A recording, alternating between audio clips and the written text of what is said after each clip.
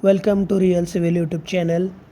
Here we are seeing the corrosion. We are doing the structural auditing of a building, and here you can see the corrosion of the reinforced concrete column.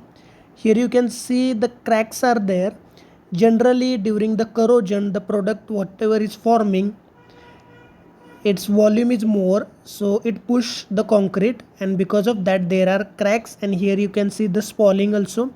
Here you can see the stirrups, the volume of stirrups almost vanished, and the stirrup is breaked, and it is all because of the corrosion.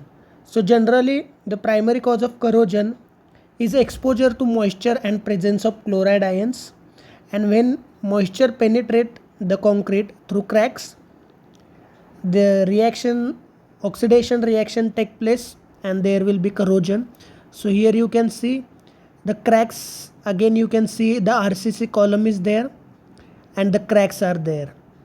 Okay, now here you can see another example.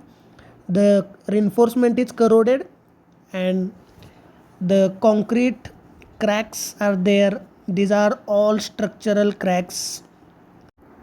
This is all about corrosion.